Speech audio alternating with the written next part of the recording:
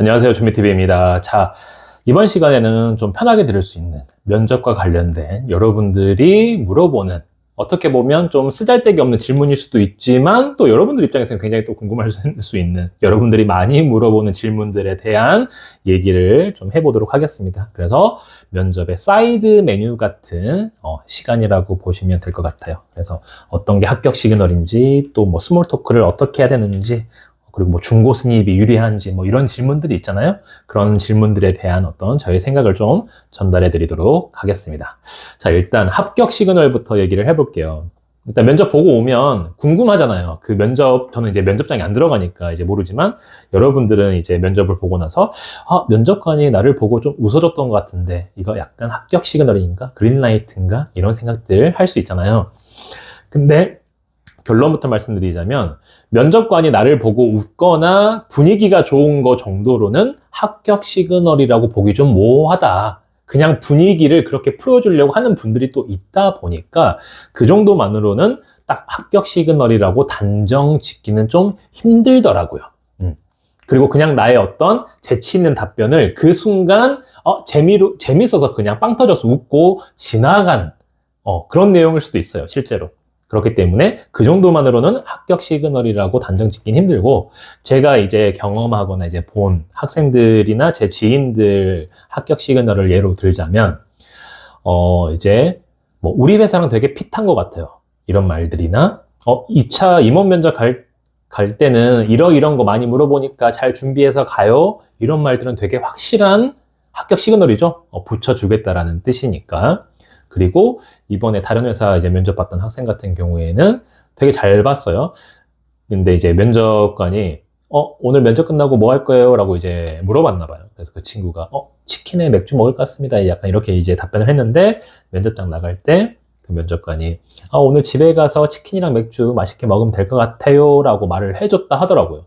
그래서 제가 그거 듣자마자 그거는 명확한 합격 시그널이죠. 2차 면접 바로 준비해도 될 것 같다. 라고 이제 말을 해줬었거든요. 근데 이제 듣는 사람 입장에서는 그냥 기분 좋으라고 그런 말 해주는 거 아닐까요? 그게 합격 시그널 맞나요? 이런 생각을 할 수도 있어요. 그 학생도 그렇게 이제 물어봤었는데, 그런 말은 관심이 없는 지원자에게 굳이 해주지 않습니다. 여러분들도 이게 사람 대 사람의 일이니까, 소개팅 갔을 때 상대방 마음에 안 드는데 이 사람 이제 갈 때 예의 차려서 네, 조심히 들어가세요 이렇게 하지, 굳이 뭐 타고 가는지 얼마나 걸리는지 물어보지 않잖아요. 그쵸? 그거하고 똑같습니다. 관심이 있는 사람에게 하는 말인 거고, 이제 그거는 거의 이제 명확한 합격 시그널이라고 보는 거고, 그것보다 약간 좀 낮은 단계의 합격 시그널, 약간 가능성이 있는 정도는 뭐냐면, 이번 주말에 뭐예요? 통상 주말에 뭐예요? 이번 주말에 뭐예요? 이렇게 면접이 끝난 이후에 나의 어떤 근황, 행동, 주말에 뭐 할 건지 계획, 이런 것들을 물어보는 것도 약간 그린라이트에 가깝다. 실제로 기아자동차 최근에 면접 본 지인이 그 얘기를 들었다고 해서 그래도 너에 대해서 좀 호감을 갖고 말한 것 같다, 내가 볼 때는 합격시킬 것 같다라고 했는데 실제로 또 합격을 했거든요. 그래서 그런 표현들이 있으면 그래도 좀 긍정적으로 생각을 해볼 필요가 있겠다라고 보시면 될 것 같아요. 그리고 그런 언어적인 요소 외에 비언어적인 행동을 통해서 이 사람의 면접관이 나를 지금 탁 나한테 꽂혔구나, 이건 합격 시그널이다 라고 판단할 수 있는 건 뭐냐면, 여러분들이 이제 답변을 말을 하고 있는데 이제 면접관이 여러 명 있을 거 아니에요. 이렇게 다른 면접관이 이제 서류를 이렇게 뒤적이고 보고 있다가, 그러니까 어떤 사람은 나를 보고 있겠지만 어떤 사람은 또 이렇게 서류를 이렇게 뒤적뒤적 거리잖아요. 그때 내가 무슨 멘트를 했는데 갑자기 고개를 들여서 나를 탁 쳐다봤다. 그러면 그린라이트입니다. 그러니까 자연스럽게 반응하는 거예요. 이전에 학생들은 그런 말을 안 했는데 이 친구 뭐지 하면서 그 내용이 귀에 꽂히니까 딱 드는 거예요. 그러니까 저 같은 경우에 수업할 때 학생들한테 수업을 들은 학생들은 알겠지만, 제가 어떤 얘기 하자마자 이거 너무 좋은데요? 라고 바로 탁 몸이 반응해서 저도 확 기분 좋게 말을 할 때가 있잖아요. 그거는 진짜 좋기 때문이고, 무조건 이제 그 내용을 살려서 어떻게 면접에서 말할지를 잡아주잖아요. 왜냐? 저도 늘 비슷한 답변들을 듣다 보니까 그런 내용 들으면 뒤에 뭐가 전개될지가 대충 예상이 되고 통상 그렇게 진행이 돼요. 그러니까 저도 그 순간 이제 다음 질문 뭐 할지, 이 학생 이제 이력 중에서 어떤 것들을 이제 물어볼지를 이제 생각하고 있단 말이에요. 근데 예상치 못한 그런 정말 진정성 있는 답변이 나오면 나도 모르게 탁 보게 된다는 거죠. 그건 면접관도 마찬가지고, 통상 제가 무슨 말을 했는데 어떤 면접관 분께서 저를 탁 보고 쳐다봤다. 또는 서류를 보다가 저를 이렇게 보더니 살짝 씩 웃었다. 처음에 그냥 웃은 거는 완벽한 합격 시그널이라고 보기는 힘들지만, 지금 말하는 뭔가 다른 행동을 하다가 탁 보고 씩 웃었다. 이거는 좀 그린라이트, 합격 시그널이라고 보시면 될 것 같습니다. 그래서 현장에서 여러분들이 만약 그런 반응들을 보면 지금 내가 뭔가 잘하고 있구나, 자신감을 갖고 더 편하게 얘기를 하시면 될 것 같아요. 자, 그리고 두 번째, 면접 복장. 이거 진짜 많이 얘기했지만 오픈 채팅방이나 이런 거에도 늘 물어보는 것 같아요. 공채가 시작될 때마다. 정답은 하나입니다. 인사팀에서 면접 지양이라고 했다면 절대 입고 가지 마세요.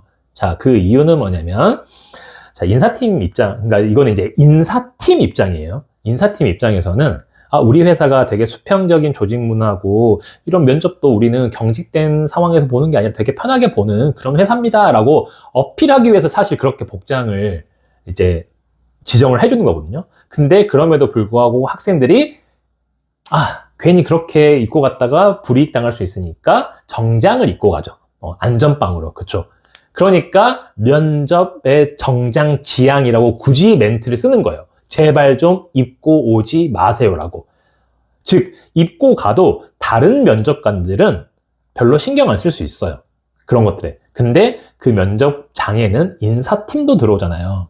근데 지양이라고까지 제발 입고 오지 말아달라고 말을 했음에도 불구하고 입고 오면 그렇게 좀 안 좋게 볼 수도 있겠죠. 그래서 우리가 그걸 굳이 선택할 이유는 없다. 그래서 지양이라고 하면 정장은 입지 마시고 비즈니스 캐주얼을 선택을 하시면 되겠다. 자, 비즈니스 캐주얼이란 셔츠에 슬랙스, 남자분들은 이제 벨트까지 하시면 좋을 것 같아요. 그리고 구두, 딱 여기까지예요. 막 구두라고 해서 또 첼시 부츠 막 이런 거라든지 그 보트 슈즈 이런 것들 있죠. 로퍼나 약간 멋부리기용 그런 구두 말고 그냥 심플한 거, 티나지 않는 거, 눈에 띄지 않는 거, 그런 거를 추천을 드리고, 바지 색상은 굳이 여러분들 뭐 흰 바지를 입을 건 아니니까 그런 걸 제외하고는 그냥 베이지나 네이비나 블랙 이 정도에서 선택을 하시면 될 것 같습니다.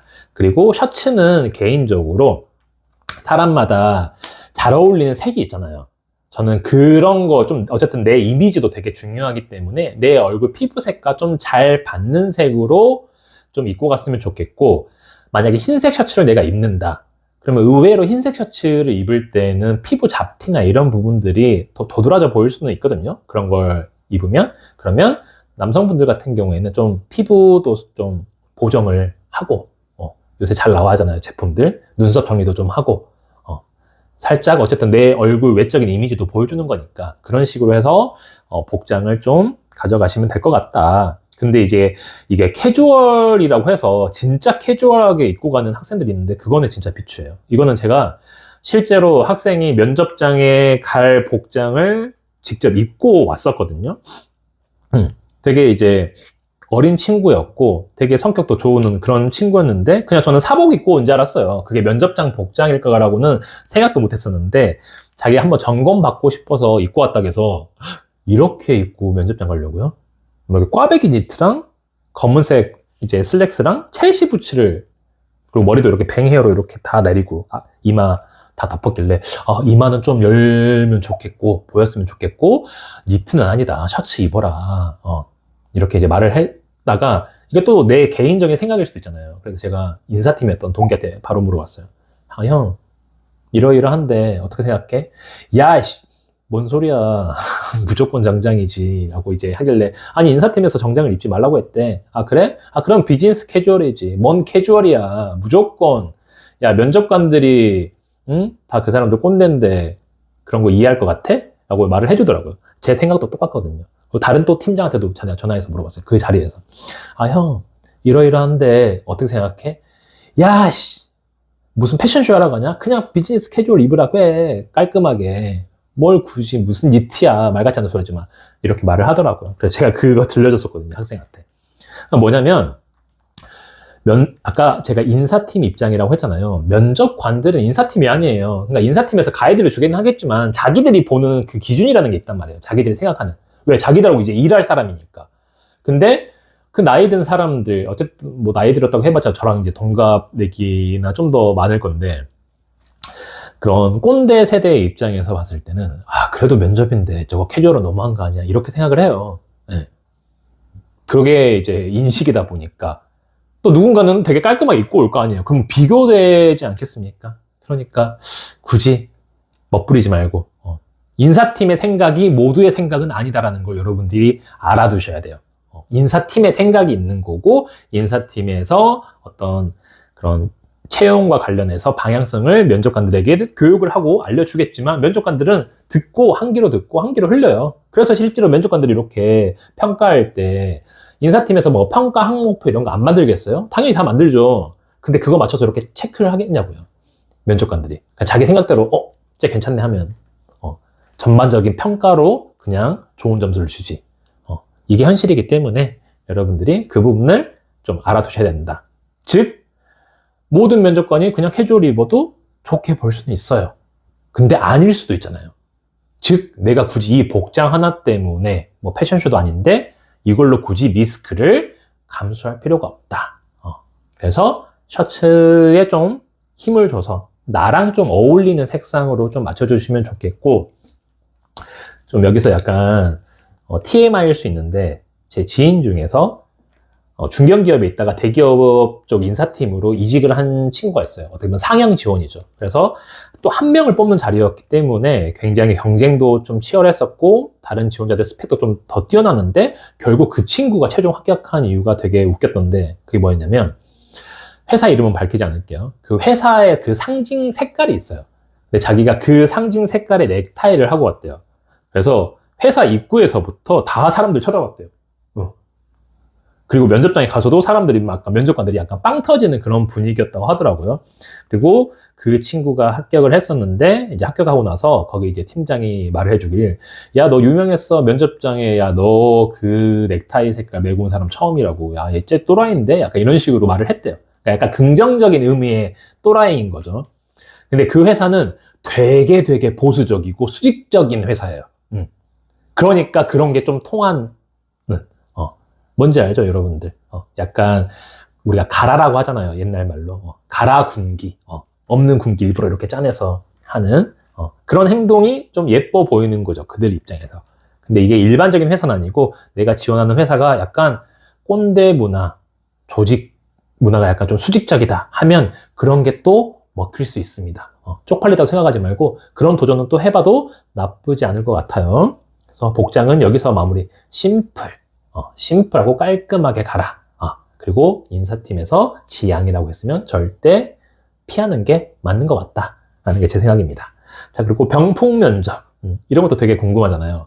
내정자가 있는 거 아니야? 이런 것들. 근데 병풍 면접이 굳이 내정자 같은 경우에는 글쎄 모든 기업을 제가 다 알 수는 없으니까 있을 수도 있어요, 솔직히.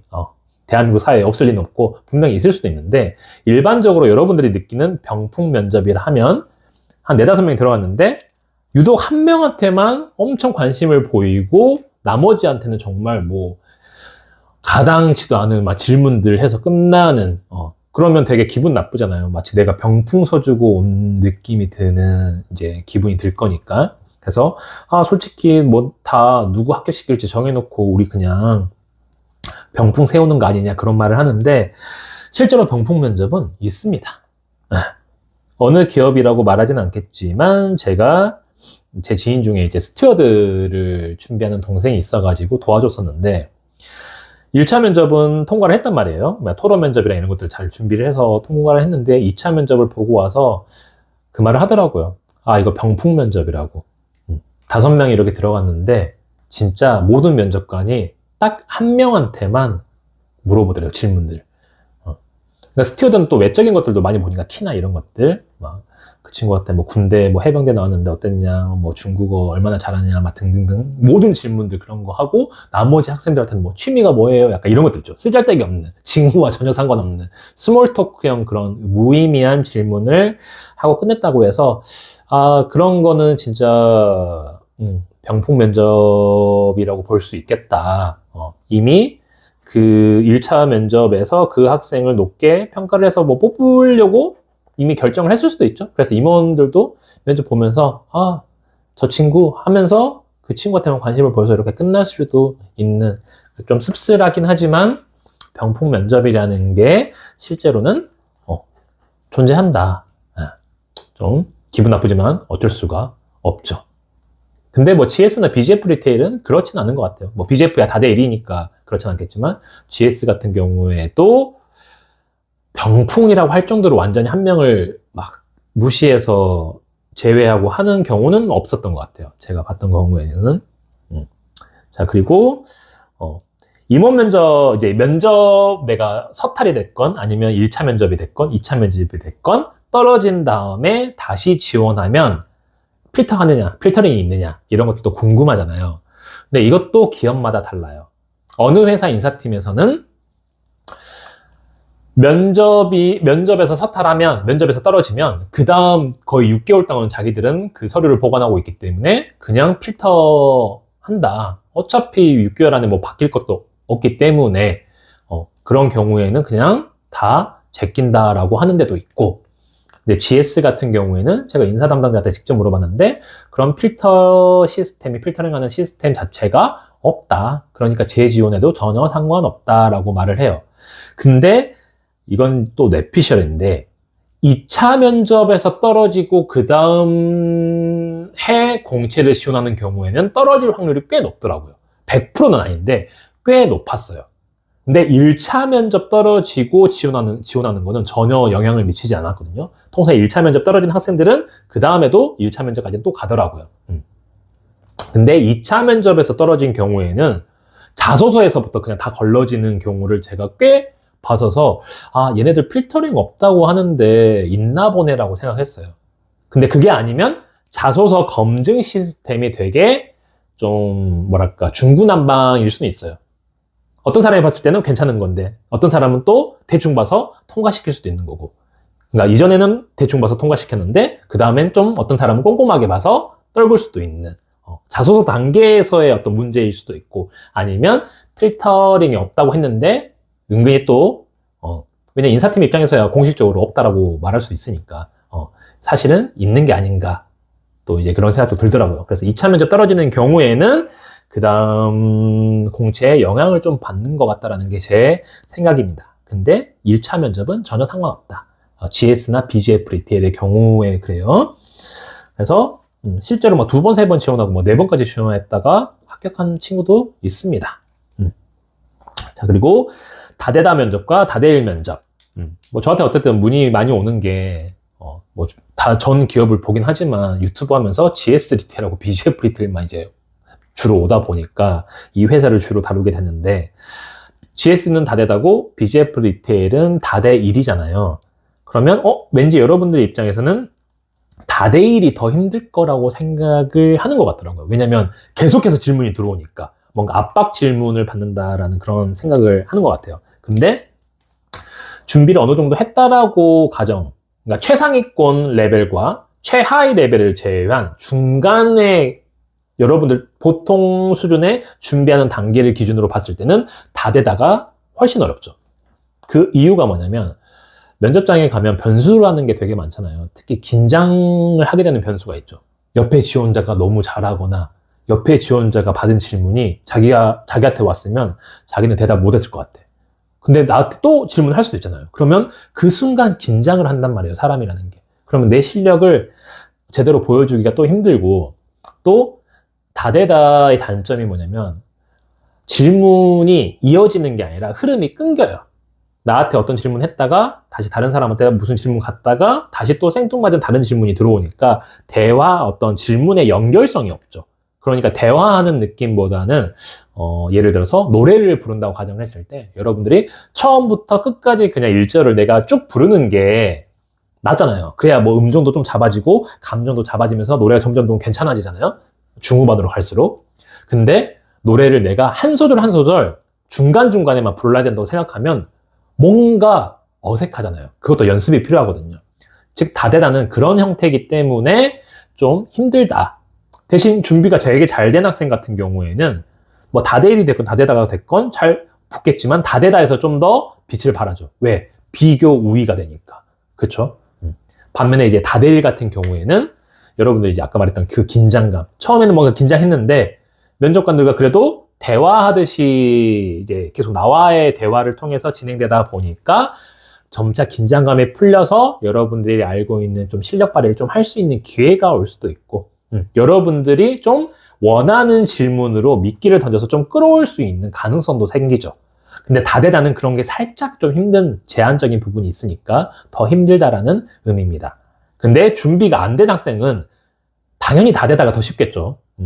근데 어차피 다대 1을 가건 다대다가 가건 준비 안 된 학생은 떨어지는 건 똑같을 거기 때문에 의미가 없는 거고. 그래서 다대 1 면접에서 내가 압박 질문을 받은 것 같다. 약간 이런 느낌을 이제 호소하시는 그런 학생들도 있는데 다대 1에서 내가 압박인 것 같다라고 했으면 뭔가 답변이 계속해서 시원찮아서 그런 상태에서 계속 질문을 받으면 압박감을 느끼겠죠. 그리고 면접관도 준비 별로 안 했네 이렇게 해서 이제 또 그런 것들이 표정에 드러날 거기 때문에 그러면 이제 좀 압박감을 느낄 수 있죠. 그래서 다대다가 더 어렵다. 일반적인 수준 기준으로 봤을 때. 자, 그리고 스몰 토크, 무의미한 질문들. 자, 무의미한 질문들 그냥 아이스 브레이킹용으로 해주는 거예요. 그러니까 면접관들도 사실 어떤 질문을 해야 될지 모를 수도 있잖아요. 자기들도 이제 딱 여러분들 이력을 봤을 때 딱 질문할 요소가 명확하게 있는 경우는 물어보기 쉽죠. 왜냐면 그들도 질문을 만들어야 되는 숙제라는 게 있잖아요. 근데 자기들도 이제 딱 봤을 때 뭐가 안 만들어지면 이제 이런 스몰 토크용으로 한번 이제 시간을 버는 거예요. 또 분위기도 또 풀어줄 겸, 그 면접관이 좀 자상한 편이어서, 여러분들이 뭐 긴장하지 마시고 편하게 말을 하면 돼요. 하면서, 뭐 오늘 뭐 타고 왔어요? 뭐 식사는 하고 왔어요? 막 이렇게 그냥 물어보잖아요. 이렇게 의미 없는 질문들은 굳이 의미를 담아서 답변하지 마세요.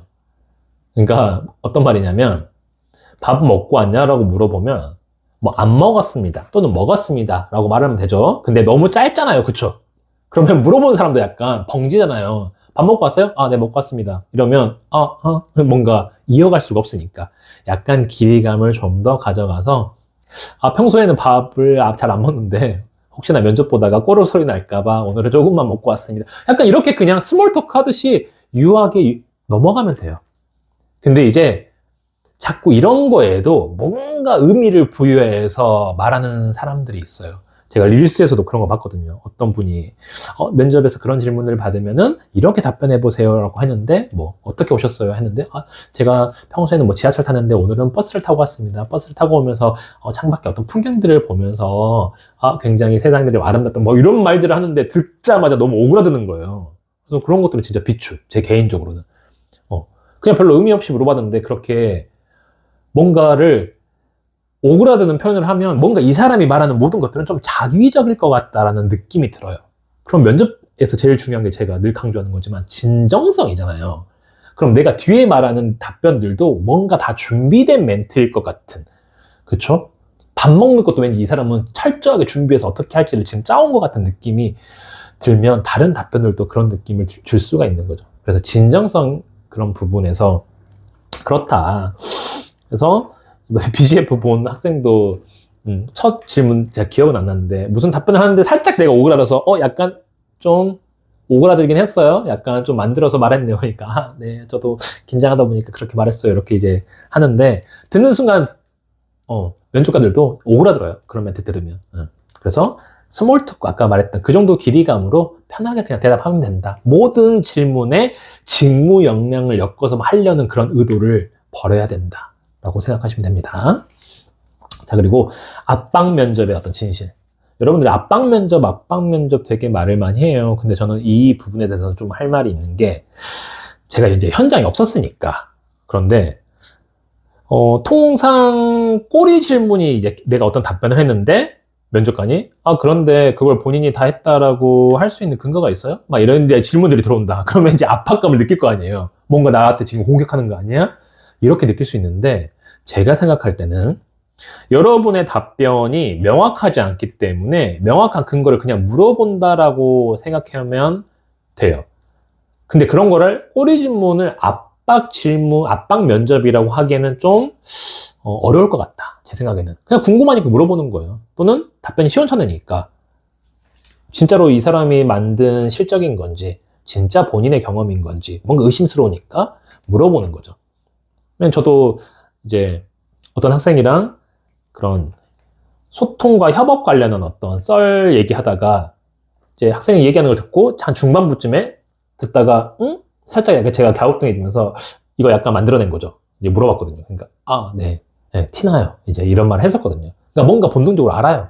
이 얘기가 좀 지어낸 얘기나 아니나. 그럼 면접장에서는 저처럼 말하진 않겠죠. 더 세부적으로 그 말이 사실인지 여부를 파악하겠죠. 그러면 여러분들 입장에서는 그게 압박이라고 느낄 수 있는 거고. 근데 이제 진짜 리얼 압박은 약간 이런 거죠. 나한테 정말 이 사람이 뭔가 관심이 없거나 부정적인 생각을 갖고 있구나라고 하는 어떤 질문들. 뭔가 인생 너무 편하게 산 거 아니에요? 저번에 재작년인가? 그때 BGF 리테일 사장이 제가 컨설팅할 때 학생한테 그렇게 물어봤거든요. 근데 1차 면접 되게 잘 보고 넘어갔는데 2차 면접 때 하필 그날 BGF 리테일 대표가 들어와가지고, 근데 너무 질문이 너무 싸납잖아요. 첫 질문이 뭐 물어보는 것도 아니고 인생 너무 편하게 산 거 아니에요, 이 질문 자체가. 그러니까 이제 이 학생도 당황해가지고 이제 변명하듯이 이제 말을 한 거죠. 그렇게 하네, 이렇게. 그러면 이제 분위기가 좋아질 수는 없죠. 그러니까 그 의도는 모르겠어요. 그 대표가 왜 그렇게 말을 했는지는 모르겠으나 어쨌든 그렇게 이제 물어보면 압박 면접이라고 할 수 있죠. 그런 케이스 같은 경우에는. 근데 통상 그런 경우가 많이 있지는 않다. 그렇기 때문에 일반적으로 학생들이 말하는 압박 면접은 통상 내가 잘 준비된 답변이 아니어서 상대방이 꼬리 질문 형태로 물어보는 걸 그냥 압박이라고 느낄 뿐이다 라고 좀 생각이 들더라고요. 자, 그리고 중고 신입이 유리하냐? 이것도 되게 궁금하잖아요. 왜냐면 면접장 가면 여러분들 이제 대학교 갓 졸업하고 간 이제 학생들 같은 경우에는 30살, 28, 9, 막 이런 친구들 중에 다른 회사에서 한 1, 2년 근무를 하고 온 사람들이 있고, 또 확실히 그런 친구들이 업무를 해봤기 때문에 면접을 또 봐본 경험도 있으니까 더 말을 잘하겠죠. 그리고 실제로 그 친구들이 붙어버리니까, 회사에서 중고 신입을 선호하는구나, 이런 생각을 할 수 있는데, 이것도 제 생각은 좀 다릅니다. 회사의 입장에서는 중고 신입보다 생 신입을 선호하죠. 그게 왜 그러냐면, 자, 여러분들이 이제 남자분들은 군대를 가잖아요. 그쵸? 여러분들이 이등병 때 어때요? 아무것도 모르니까 일단 시키면 하잖아요. 그쵸? 그러니까 자아가 별로 없어요. 근데 여러분들이 약간 상병이나 병장 달았다고 생각해봐요. 상병이나 병장 달았는데 나한테 무슨 교육을 한다? 내가 그걸 판단하죠. 답답하게 왜 저렇게 해? 비효율적이네. 이런 생각 할 거 아니에요. 그러니까 회사를 다녀본 친구들은, 경험 있는 친구들은 이제 또 새로운 회사 와서 인사팀에서 막 교육할 거 아니에요, 처음에. 그러면, 저런 무의미한 거 왜 해? 실제로 현장 가면 저런 거 먹히지도 않는, 막 이런 생각 할 거 아니에요. 그쵸? 회사 입장에서 좋아할 리 없죠. 생 신입을 좋아하죠. 당연히 회사에서는. 근데 왜 중고 신입이 잘 붙냐? 실력 차이가 나기 때문이죠. 근데 만약에 중고 신입임에도 불구하고, 이게 그래서 중고 신입이 꼭 유리한 건 아니에요. 제가 회사 경력이 있는 친구들한테 늘 하는 말이, 여러분들 유리할 것 같죠? 아니에요. 여러분들은 경력이 어느 정도 있기 때문에 내가 경력이 있는 만큼 다른 학생들보다 뛰어나다는 걸 증명을 해줘야 된다. 그걸 증명을 못하면 여러분들이 붙을 확률이 더 떨어진다. 어차피 똑같이 모르는 거면 나이가 더 어리고 경험이 없는 사람을 선택하겠죠. 왜냐? 경험을 해봤는데 수준이 똑같으면 이 친구를 차라리 경험을 쌓으면 이 친구는 나중에 1, 2년 뒤면 더 높아지겠네? 라는 생각을 할 수 있잖아요. 그런 개념입니다. 그렇기 때문에 내가 너무 대학교 졸업하고 첫 취준이다. 내가 경력이 없다. 인턴 이런 건 있으면 좋긴 한데 어쨌든 내가 회사를 다닌 경험이 없다. 1, 2년 정도의 어떤 사회 경험이 없다. 라고 해서 여러분들이 불리한 게 전혀 아니다. 전혀 걱정하실 거 없습니다. 직무에 대한 완벽한 이해만 되어 있다면 오히려 여러분들이 더 돋보일 수 있는 거죠. 이 친구는 그런 경험도 없는데 어떻게 저런 내용들을 알지? 진짜 열심히 준비했나 보네? 진짜 우리 회사, 이 산업에 대해서 관심이 있었나 보네? 이런 생각이 들겠죠. 반면에 중고 신입인데 답변이 약간 좀 뻔하다. 그러면 저 친구는 경험이 있는데, 경력이 있는데 왜 저 정도 수준밖에 말을 못하지? 그냥 회사를 헛다녔구나. 그러니까 다니기만 했다. 그런 개념인 거죠. 그렇기 때문에 장단점이 있습니다. 그래서 자기가 갖고 있는 장점을 잘 살려야 돼요. 그래서 중고 신입 같은 경우는 좀만 더 직무 역량을 잘 풀면 뭔가 더 극대화되는, 확실히 사회 경험이 있는 게 다르긴 하구나. 이런 느낌을 또 줄 수가 있는 거죠. 그래서 이게 되게 재밌는 게 그래요. 중고 신입들은 제가 그래도 회사를 다녔던 그것 때문에 이직 사유나 이런 것들에 대해서 좀 로열티 이런 부분에서 좀 안 좋은 평가를 받지 않을까요? 이런 고민 상담을 하고, 생신입 친구들은 제가 경력이 없어서 그게 너무 부정적이지 않을까요? 이런 고민을 해요. 즉 이 두 집단 모두 다 고민을 해요. 너무 웃기잖아요. 그쵸? 고민하지 마시고 여러분들 갖고 있는 장점을 최대한 어필하고, 아까 말했던 중고 신입은 직무 역량이 있어서 당연히 더 뛰어난 걸 증명해야 되는 거고, 신입인 경우에는 내가 일을 안 해봤어도 직무 역량을 키우는 거는 공부해서 충분히 가능하거든요. 그 정도 수준만 끌어올리면 오히려 더 돋보일 수 있는 또 그런 단점이 있으니까, 장점이 있으니까 너무 그런 거에 너무 스트레스 받거나 면접 가기 전에 너무 쫄아있을 필요가 없다. 면접은 진짜 기세예요, 여러분. 기세가 반을 먹고 들어갑니다. 너무너무 중요합니다. 면접 볼 때부터 뭔가 내가 되게 부족하다고 느끼고 뭔가 이게 단점이라고 생각해서 이거를 보완하고 뭔가 숨기려고 하는 그런 심리가 작용하기 시작하면 현장에서도 묘하게 드러나요. 그래서 제가 막 자신감, 여러분들 진짜 막 속된 말로 이 구역에 미친년은 나다. 제가 여학생한테도 그런 말 하거든요. 여러분 이런 약간 여학생한테 그런 말 해도 될지 모르겠는데, 최근에 수업 학생한테 웃으면서 내가 진짜 여러분들 진짜 쌍년 마인드 돼야 된다. 그 나쁜 게 아니에요. 내가 최고인데 뭐 어쩌라고. 나 진짜 너무 열심히 일을 잘할 수 있는데, 나 회사 안 그만두고 다닐 수 있는데, 나보다 열정 있는 사람 없는데, 그럼 나 뽑아주면 너희들 적어도 내가 연봉값은 할 거니까 너희 돈 낭비하는 거 아니야. 이런 자신감이 있어야 돼요. 근데 자꾸 뭔가 내 스펙이 좀 부족하니까, 내가 이게 부족하니까 라고 해서 자꾸 움츠러들면 자신감이 없어지고 면접 가서도 긴장합니다. 혹시 내 그 단점이 걸릴까봐. 그쵸. 그래서 좀 당당한 그런 마인드가 필요하기 때문에 여러분들 내가 생신입이다, 중고신입이다라고 해서 이게 단점이 된다거나 이렇게 생각하지 마시라고 말씀을 드렸습니다. 자, 그리고 마지막으로 다 끝났는데 마지막으로 한마디만 하고 갈게요. 상황 질문. 최근에 들었던 상황 질문 좋은 게 두 개가 있어서 가지고 얘기를 해보자면, 요즘 면접 트렌드가 임원 면접에서는 원래 상황 질문 잘 안 했거든요. 근데 GS에서는 작년에 임원 면접에서 상황 질문을 이제 던져주는 걸 보고 확실히 면접 트렌드가 이런 상황에서 이 친구가 어떻게 할지를 통해서 이 지원자의 성향을 딱 파악하는 그런 것들이 하나의 또 트렌드인 것 같기도 해서 여러분들에게 한번 제가 똑같이 질문 한번 드려볼게요. 어떤 거였냐면, 일단 1차 면접에서 나왔던 질문은 뭐였냐면 GS 리테일 기준입니다. 다른 회사 또 지원하는 학생들이 볼 수도 있으니까 참고를 하시면 GS 리테일 기준이에요. 자, 여러분들이 이제 OFC가 돼서 또는 BJF 리테일 SC가 돼서 편의점을 방문했는데 내 관리하는 점포에 방문했는데 경영주와 사이가 안 좋아요. 경영주가 뭔가 불만이 있어. 그래서 입구에다가 OFC 출입 금지 이 종이를 붙인 거예요. 과연 여러분은 어떻게 할 것인가? 이게 면접 질문이었습니다. 이런 질문 받으면 약간 멘붕 올 것 같죠? 학생들이 다 그러더라고. 어떻게 해야 될지 모르겠는데요? 약간 뇌정지 오는데요? 이렇게 말을 하더라고요. 즉, 이 답변을 통해서 이 지원자의 성향을 파악할 수 있어요. 왜냐하면 학생들마다 다 말하는 게 다르더라고요. 결이. 그리고 그게 자기 성격을 따라가더라고요. 그러니까 되게 좀 조심스럽고 타인에게 뭔가 피해줄까를 많이 걱정하는 학생들은, 살짝 소심하다고 할 수 있는 학생들은 일단 밖에서 교원님께 전화를 드려서 혹시 이런 걸 왜 붙여냈는지 물어보고 들어가도 되겠냐고 이제 물어본 다음에 조심스럽게 들어간다 라고 말을 하고, 완전 극에 있는 학생들 같은 경우에는 저는 그냥 그 종이 찢어버리고 들어갈 것 같은데요? 하면서 경위님한테 경위님 이런 거 붙이시면 어떡해요. 저 동네방네 창피해서 얼굴 못 들고 다니겠네. 이런 거 붙이지 마세요 좀. 막 이렇게 약간 너스레 떨면서 가버리는 학생도 있어요. 사실 이런 스타일을 좀 유통해서 좀 좋아하긴 합니다.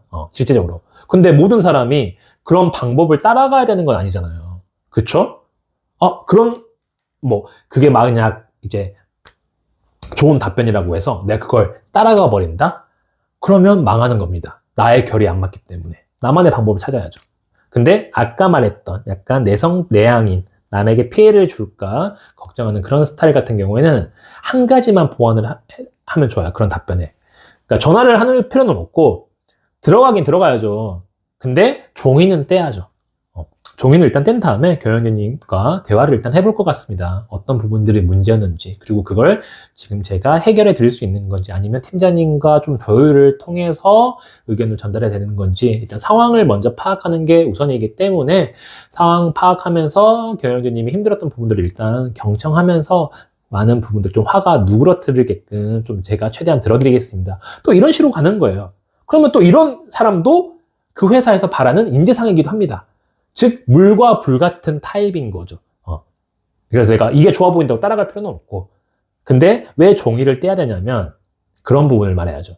고객 입장에서 그런 종이를 봤을 때 본사와 문제 있는 점포인가? 이 점포에는 뭐가 문제가 있나 보네라는 부정적 인식을 갖게 되고, 그게 결국에는 점포 매출과 연관되기 때문에, 그리고 그 점포 매출이 결국 경영주 수익과 본사 수익과 연결되기 때문이다. 이런 내용을 넣으면 훨씬 더 좀 더 전문적으로 보여줄 수 있겠죠.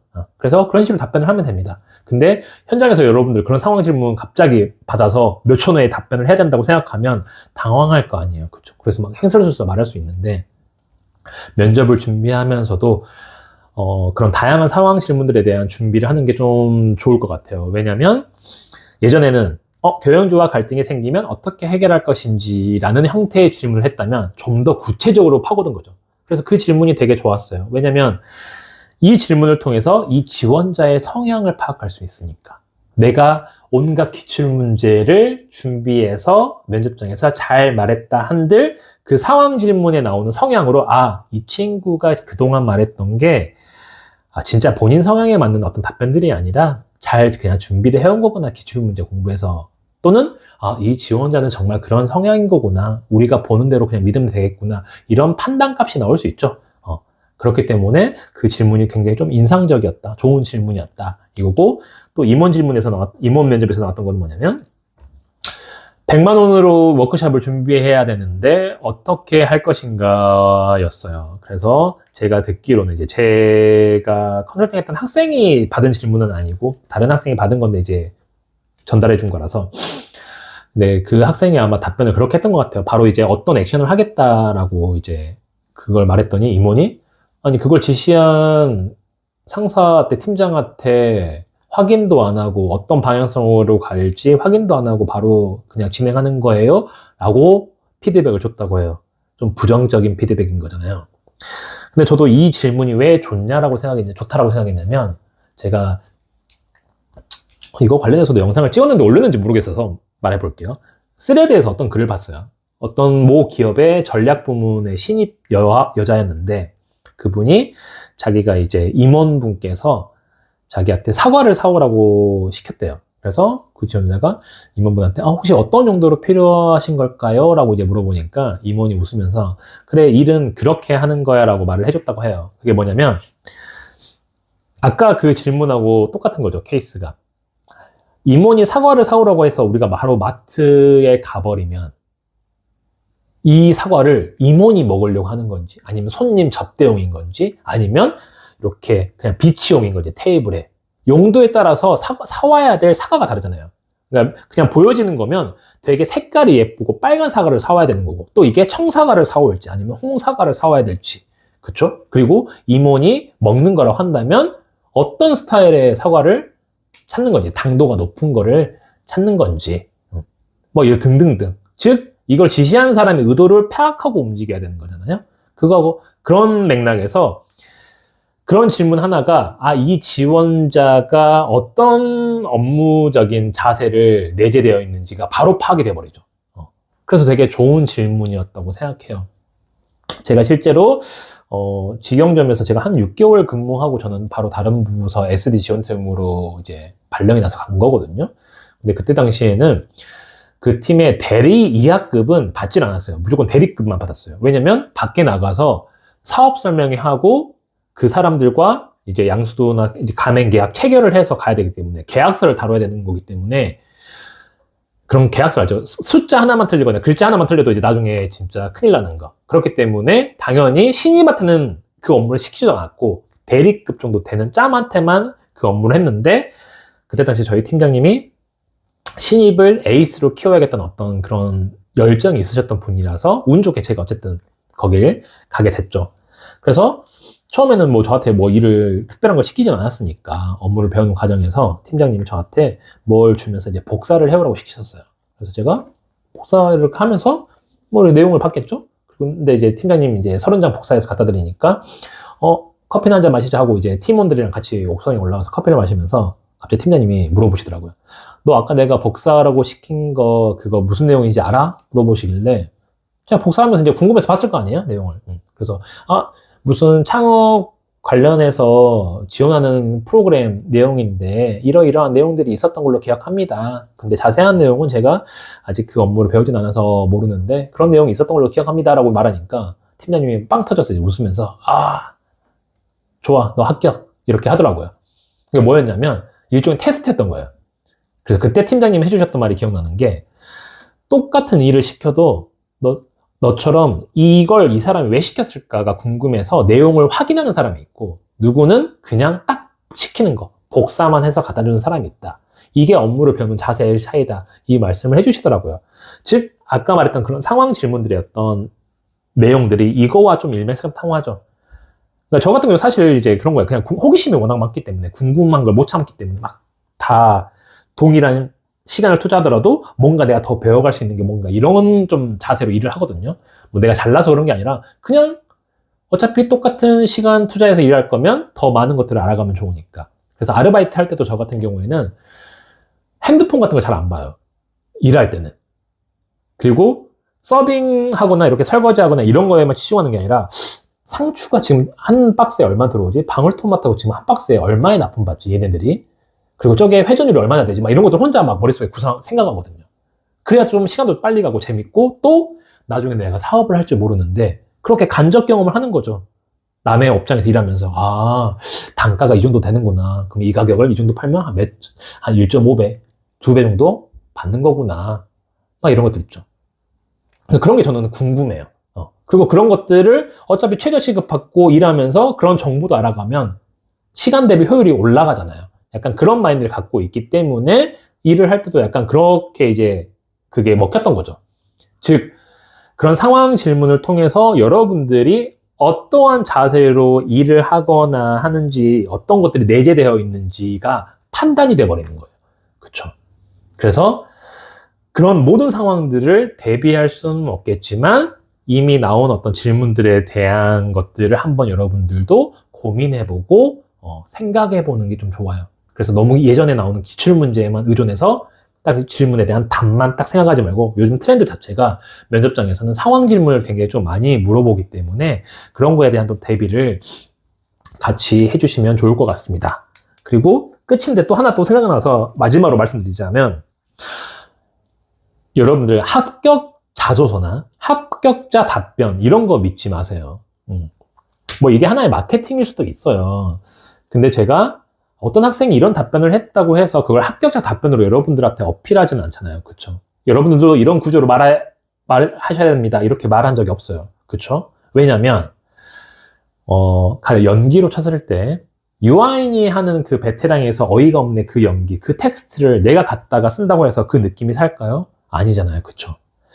똑같은 답변도 어떤 사람이 말하느냐에 따라서 좀 달라져요. 그리고 어떤 학생이 합격했다 할지라도 그 학생이 그 답변을 그렇게 말해서 합격한 건지, 아니면 스펙이 너무 좋아서인지, 아니면 이 사람의 인상이나 이런 것들, 다른 것들이 너무 좋아서 그 답변은 그냥 나쁘지 않은 쏘쏘 정도였는데 붙여준 건지, 그건 아무도 모릅니다. 인사팀에서 공식적으로 자료를 오픈해서 공개하지 않는 이상은 모르잖아요. 그쵸?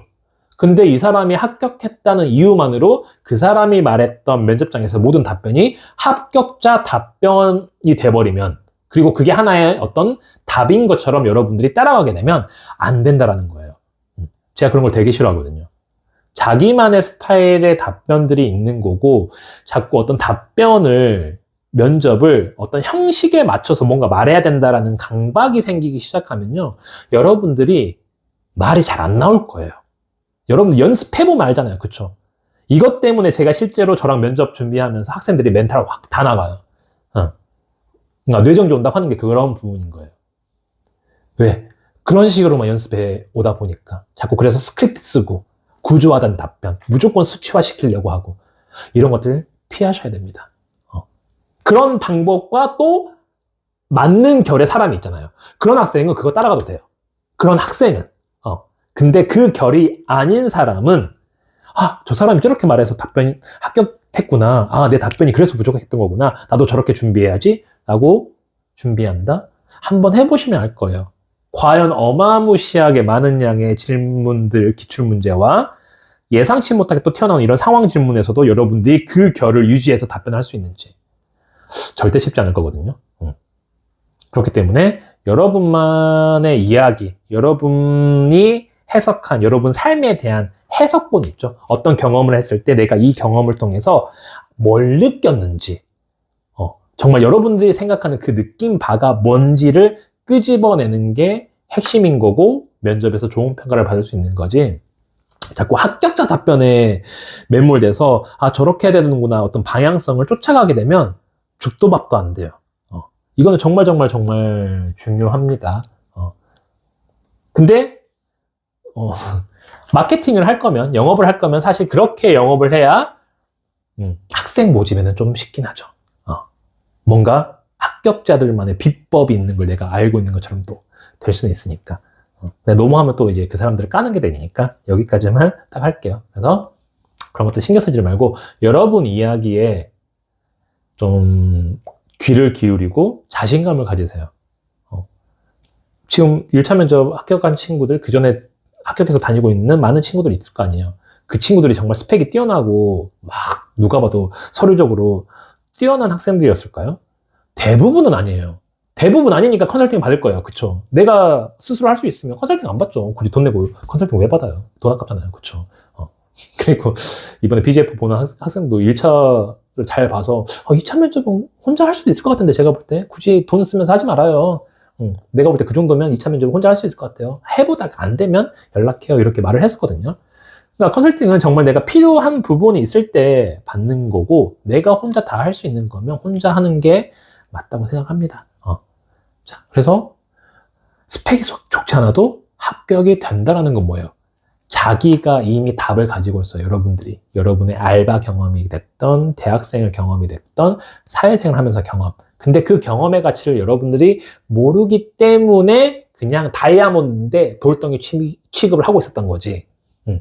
그래서 내 거를 돌덩이 취급하고 있으면서 남의 떡이 커 보인다고 자꾸 남의 게 다이아몬드인 것처럼 바라보고 있고 따라가려고 해버리면 어차피 면접장에서 실력 발휘가 안 된다. 그러면서 여러분들이 자꾸 내가 연습이 부족하구나 하고 자기 탓을 하면서 더 열심히 준비하면서 이렇게 막 말리는 거예요. 면접이 어려운 것 같지만 또 생각보다 또 쉽게 접근하면 쉬운 게 또 면접입니다. 그러니까 자신감을 가지고 여러분들 이야기 속에 있는 정답, 장점, 나의 가치가 뭔지를 좀 깊게 한번 생각을 해보세요. 하나하나 들여다보면서. 그러면 분명히 보이는 것들이 있을 겁니다. 그런 것들이 안 보이면 저한테 이제 연락을 하시면 제가 금방 또 찾아드리죠. 그런 것들은. 그런 것도 귀신같이 찾아다니니까. 그런 분들만 연락을 하시면 되고, 혼자 할 수 있으면 최대한 혼자 해도 되는 게 면접이라고 생각합니다.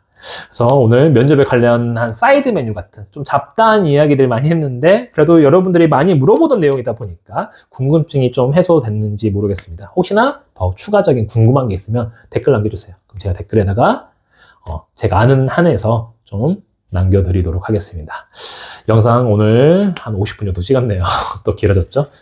시청해주셔서 감사하고, 다음에 또 여러분들이 관심 있어 할 만한 주제를 들고 찾아오도록 하겠습니다. 감사합니다.